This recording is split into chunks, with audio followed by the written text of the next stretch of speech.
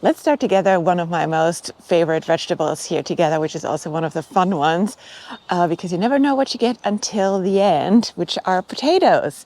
So today I'll walk you through my process of how I grow them, how to get started, what you need. It's really simple, really easy, and just like what you need to take care of them until harvest. So let's get going. Let's talk a little bit about my setup here. As you can see, that is not a true garden where we're growing. It is the end of our driveway, which we never used really. And just a few years ago, I turned this into a grow bag garden because it has still perfect sun exposure and otherwise would have been an unused perfect spot of sunshine where I now grow a lot of vegetables. So typically it's my potato alley and the other big grow bags in the back there, like 15-gallon grow bags. I always leave them empty for the ones or for the stuff which I have left over from my seedlings, which I have a hard time getting rid of because they're so pretty. So it's kind of the overflow department here. But the other two rows are dedicated for potatoes first. And then when the potatoes are done, typically around beginning of August, I flip them to carrots. And then all of them will be actually my Thanksgiving and winter carrots, which works really, really well. And we'll certainly make a video of that when the time comes for that as well. So you can see here over the years, I have a few little different shapes in grow bags. And that is something what I would suggest you to pay a little bit of attention to when you buy grow bags. By the way, I have everything linked in the description below what I use here, but sometimes they say the volume is the same, but then the dimensions are like a little bit wider rather than deep. For the potatoes, I would always go deep rather than wide with the grow bags. So what I've here done already as well is I emptied them half. So I had still the soil from the carrots back in here. I wanted to be resourceful and not just like dumping them all out because it gets expensive over time, putting fresh soil in everything as well. But what I did and tried last year is I had half of them completely with fresh soil and the other half with how I have it right now, like basically leaving the bottom half. We'll put some fertilizer down to recharge that existing soil, and then on the top we'll put fresh soil in, like fresh, like raised bed garden mix I use. And I couldn't see a difference in yield. So I had like same varieties, just like the different soils in same grow bags, and literally no difference. So for that reason, I be resourceful, save myself some money, and have here the soil left in like halfway the rest. So I got rid of the other soil and dumped it in the garden, in our soil patch bed. The rest is now here ready to plant. We'll just put some fertilizer down and then I'll walk you through what you need to consider for planting. So what kind of potatoes can you grow? So I ordered seed potatoes from like a normal seed company, which carries seed potatoes. You can get those ones. They are specifically grown to be planted to grow potato plants. But if you just want to get started and just want to try it out, you can also just grow and take some sprouted organic potatoes, which you have in the garden, not in the garden, in your pantry or so, which started to sprout. And what is important in preparation for it is you want to make sure that the potatoes you plant, that they don't have like more than like 2 sprouts or so, because every sprout creates a plant and you don't want to overcrowd those grow bags. So what I typically do when I get those, I cut them down and make sure that I have sprouts, like just 1 or 2 sprouts per half. What I also make sure is, and that's why it looks a little bit weird, is that they had just a day or two to dry up so that this cut is really dry to touch. Otherwise you risk rotting your tomatoes. Not tomatoes, potatoes. For some reason my brain always connects tomatoes with potatoes. So if I say tomatoes in this video, please make sure and understand that I meant potatoes. Anyway, so here I have 3 of my favorite varieties. I have the Yukon Gold, which is just a plain yellow potato. I have the Adirondack, or I never know how to pronounce that word either. There are plenty of words I don't know how to pronounce them properly. Adirondack Blue, which looks a little bit strange, but they are like deep, deep, deep blue. The cool thing is with those ones, when you like roast them afterwards, they still like stay in this like dark blue. It's really cool. And then my absolute favorite in the taste department is the Dakota Dawn potato from, surprise, surprise, Row 7 Seeds. I grew them last year for the first time. They have blown my mind in terms of taste, and they're also super pretty. The potato has like interesting color to it, and then the other ones, which I haven't split because they're so small, is the Abundance, or no, what's the full name? The Upstate Abundance, also from Row 7.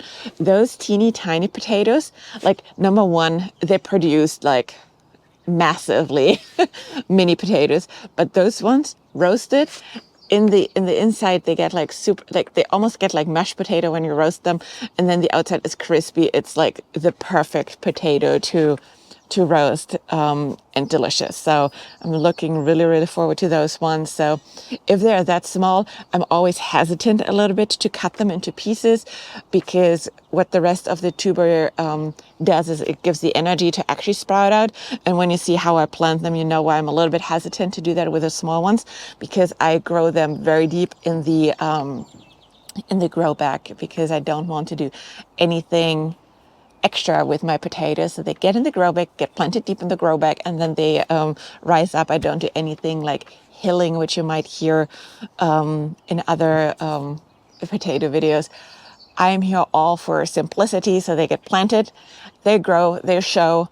With that method, planted so deeply, it takes a little longer for them to show. So it typically takes 2 to 3 weeks for them to make it through the surface. But so far it always did well, and I have always great yields. So simplicity always wins here in this household or in this garden. So let me know what you do for your potatoes. I'm curious to hear what your experience are with those ones. But yeah, so let's go and plant those ones. Let me just show you how deep I put the potatoes in compared to the grow bag. So I have approximately up till here, so a little bit less than half the soil level where the potatoes come up, and then I fill it up pretty much to the top. I usually leave like an inch or so, just to have a little bit of space for watering, that nothing zoops over. But that is how much I do it. It's a little bit, it's pretty much of half the depth of the grow bag where I put the potatoes in.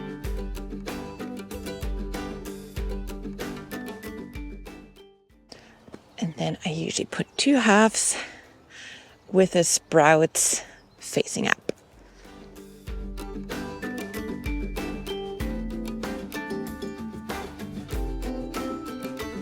So now we have them all planted. You can see here in a couple I put 1 or 2 of the small ones more in, like there's 3 instead of 2.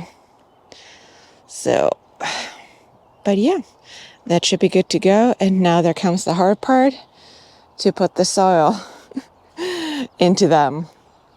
That is what I worked out for and what I trained for.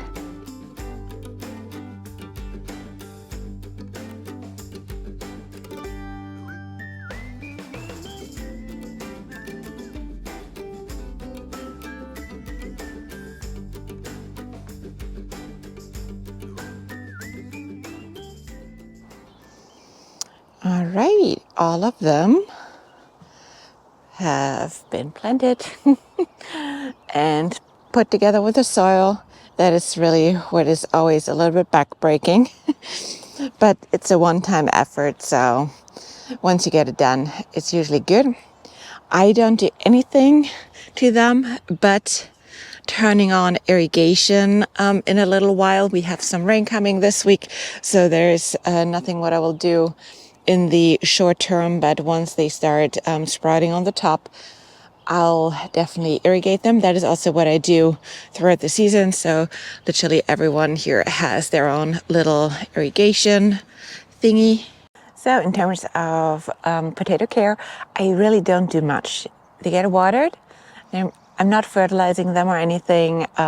What I do is I just look out for potato beetles. They unfortunately found that patch like in the second year, which is very common. Like the first year you don't necessarily see pests, but then in the second year they start to show up.